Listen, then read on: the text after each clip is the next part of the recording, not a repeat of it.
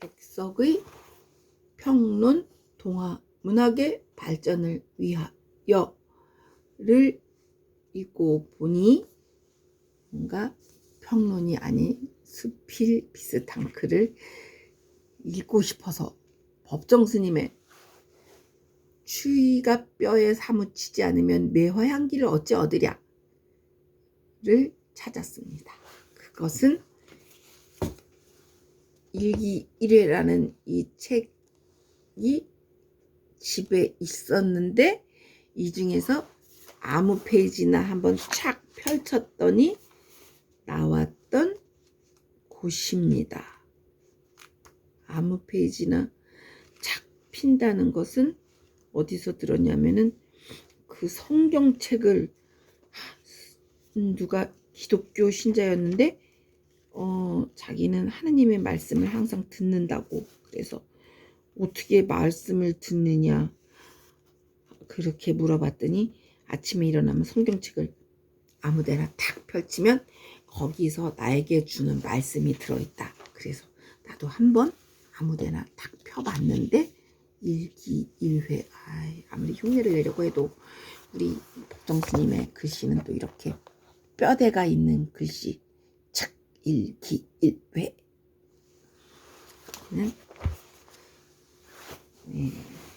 뼈대는 없지만 나는 뭐 내 글씨도 좋습니다. 추위가 뼈에 사무치지 않으면 매화향기를 어찌 얻으랴.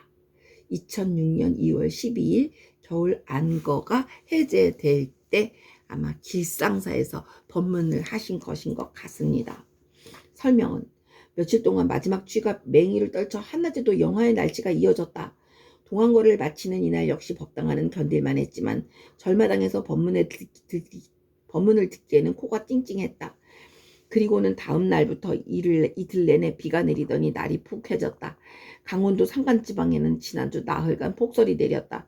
봄, 가을 정기 법회와 4번의 안거 법회, 부처님 모심 날과 창건 1등 한 해 평균 8번의 법회가 열리는 길상사에서 법회가 열리는 동안 법정 스님은 어떤 기후와 날씨에도 단 한 번 늦는 법 없이 강원도 산을 떠나 시간에 맞춰 절에 도착했다.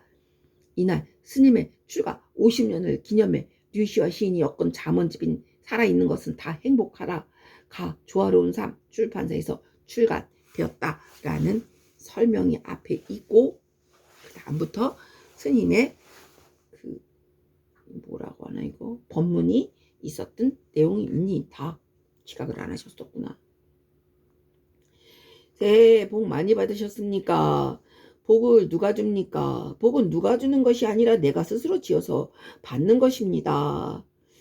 타인이라는 매개체를 통해서 우리가 복된 일을 하기 때문에 복을 받는다는 표현이 있을 것입니다. 법정 스님 법문의 어투가 어떻더라 생각이 안 나네. 겨울을 잘 지내셨습니까? 90일 전에 저는 이 자리에서 보리심, 즉 진리를 깨달아 그 깨달음으로 세상을 널리 이롭게 하려는 마음 설명이 가로치고 있었습니다. 이 자리에서 보리심을 가져야 된다고 말씀드렸습니다. 관념적인 죽은 화두로 거성대오를 하지 말고 보리심이 살아 꿈틀거리는 생생한 화두를 통해 수행의 기쁨을 누리자고 했습니다. 안거 성적표는 각자 매겨주시기 바랍니다. 매겨보시기 바랍니다. 지난 겨울 제가 겪은 이야기를 하겠습니다. 제가 살고 있는 강원도는 눈고장입니다.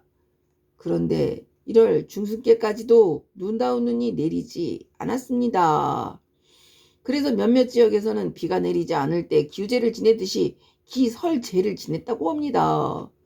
눈이 안 오면 스키장도 잘 안 되고 봄가물이 심해져서 농사짓기도 어려워집니다.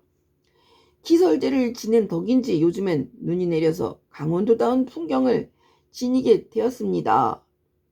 눈이 내리지 않으니 겨울이 완전히 빙하처럼 얼어붙었습니다. 폭포는 빙벽이 되고 개울은 빙하가 됐습니다. 예전에는 내린 눈이 얼음 위를 덮어 보호막 역할을 해주어서 개울바닥은 얼지 않았습니다. 그래서 얼음장 밑으로 흐르는 개울물 소리도 듣곤 했는데 올해는 눈이 내리지 않고 영하 20도를 오르내리는 강추위만 계속되었기 때문에 개울이 바닥까지 완전히 얼었습니다. 여느 때 같으면 도끼로 얼음장을 한 20cm 정도 깨면 물이 흘렀습니다. 덕분에 물을 떠다 쓰곤 했지만 금년에는 도끼로 개울 바닥까지 파도 물이 없었습니다. 그만큼 추웠습니다. 제가 그곳 강원도에서 산 지 15년이 다 되었는데 올겨울처럼 얼음장 밑으로 흐르는 개울물 소리도 못 듣고 온통 얼어붙은 겨울은 일찍이 없었습니다. 눈은 내리지 않고 강추위만 이어지는 환경에서 살면 사람이 메마르게 됩니다. 새소리는커녕 전혀 아무 소리도 들을 수 없습니다. 도끼로 얼음을 깨도 물을 얻을 수 없기 때문에 괜스레 발만 아픕니다. 그렇지만 사람이 물 없이는 못 사니까 하는 수 없이 얼음을 깨다가 녹여서 식수와 생활용수로 썼습니다. 요 며칠은 눈이 내려서 그것을 떠다 쓴 덕분에 힘이 덜 들었지만 전에는 흐르는 물이 전혀 없고 온통 빙판이어서 살아가기가 무척 힘들었습니다. 한 방울의 물이 얼마나 귀하고 소중한 것인가를 뼈저리게 느낄 수 있는 경험이었습니다. 흔히 물 쓰듯 한다는 말이 있지 않습니까? 이 말이 얼마나 무례한 표현인가를 새삼 깨달았습니다. 물이 없으면 살 수 없습니다. 생각해 보십시오. 그토록 부드럽고 맑고 투명한 물이 한번 굳게 얼어붙으니 도끼로 깨도 잘 깨지지 않습니다. 우리 마음도 주변 상황에 의해 한번 얼어붙으면 그처럼 견고해집니다.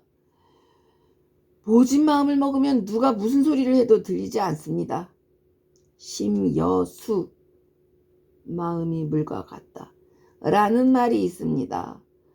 마음은 물과 같다는 뜻입니다. 물은 흘러야 합니다. 그것이 살아있는 물의 징표고 생태입니다. 물은 흐름으로써 자신도 살고 만나는 대상도 살립니다. 저는 이번 겨울 새삼스럽게 물의 생태, 물이 우리에게 어떤 역할을 하고 그 얼마나 소중한 존재인가를 날마다 시시각각으로 느꼈습니다.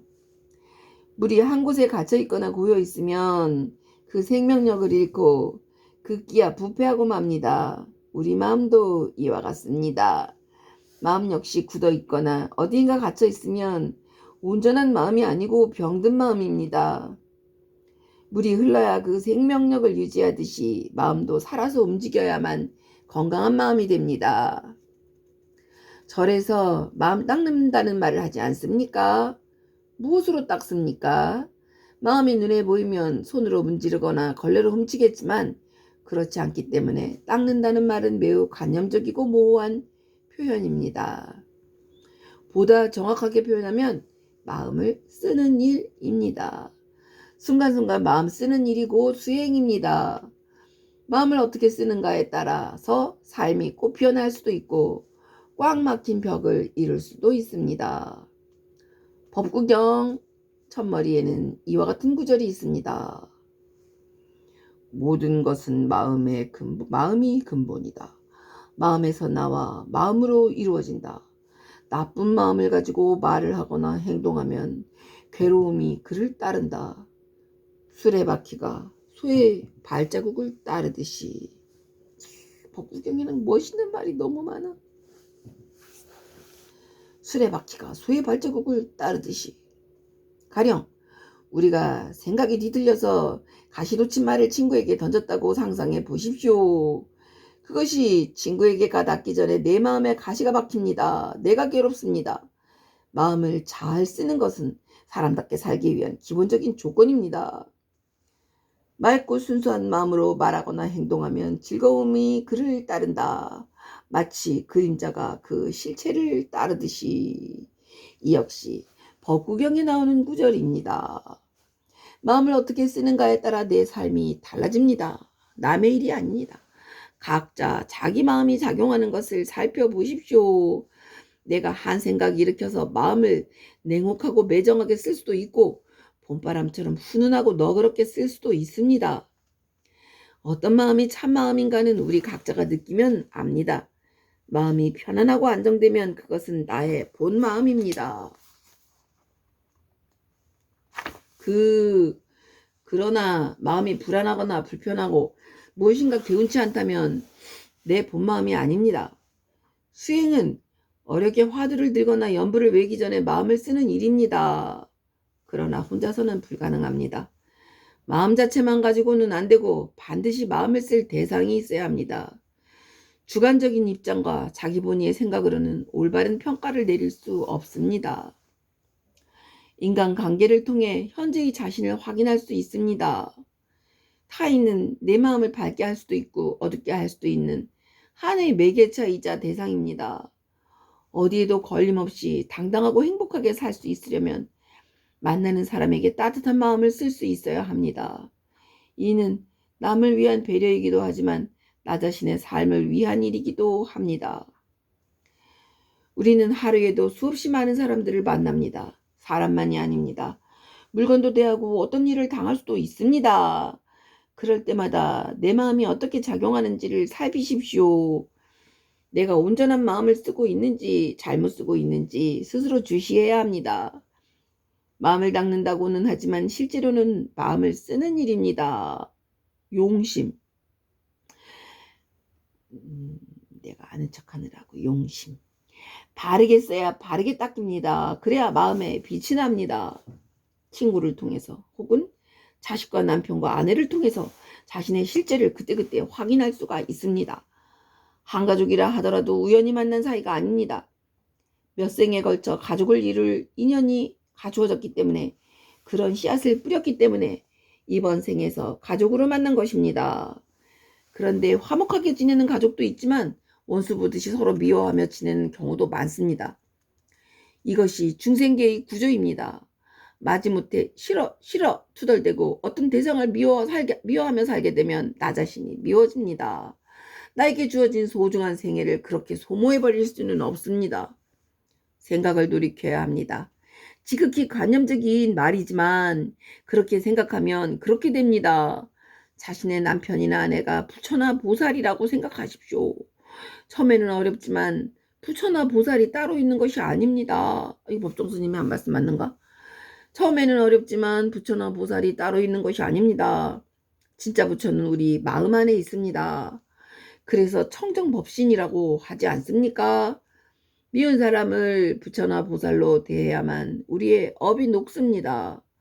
미워하고 증오하고 원수처럼 대하면 이번 생으로 끝나지 않습니다. 다음 생 어디선가 또다시 원수가 되어 만나게 됩니다.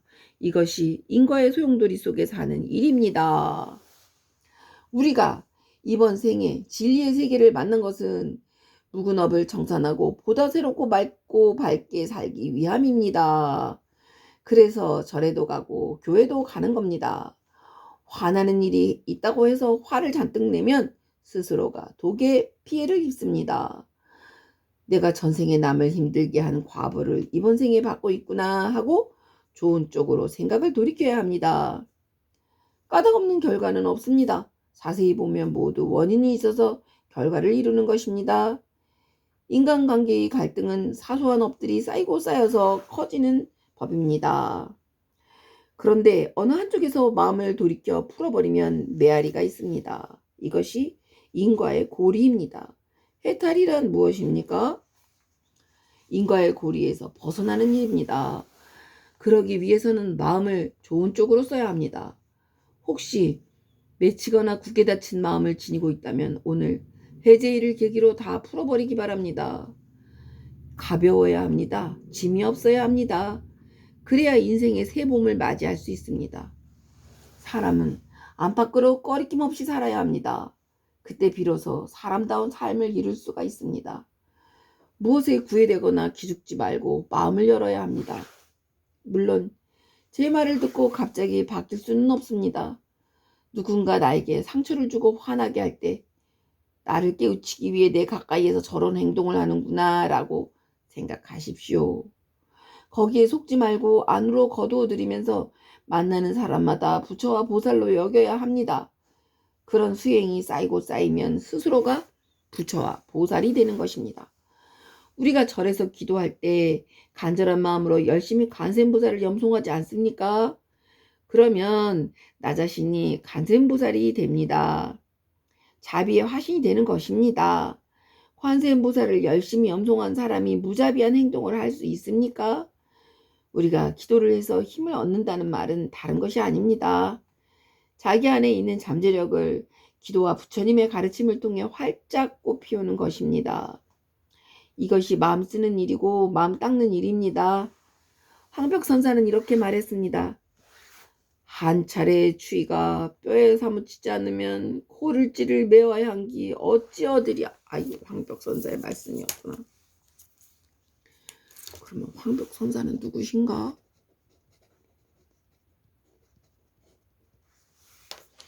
각자 삶의 현장에서 화창한 봄을 맞을 수 있도록 모든 것을 풀어버리십시오. 그래야 삶이 향기로워집니다. 추운데 바깥에서 제 얘기 듣느라고 고생 많으셨습니다. 라고 길상사에서 2009년 2월 12일 겨울안거 해제날 법정스님이 말씀하셨습니다. 법정스님은 얼마나 꼬장꼬장하신지 이 길상사를 자야인 그분한테서 받고 난 이후에 한 번도 거기서 주무시지 않고 그날 아침에 절에 도착하셔서 법문을 하고 바로 그날로 출발을 하셨다고 합니다. 정말 고집이 세신 우리 스님입니다. 자야는 평생 백석을 좋아했고 그 평생 모은 재산은 법정 스님에게 부탁드렸는데 두 분 사이에서 어떤 공통점을 느꼈을까요?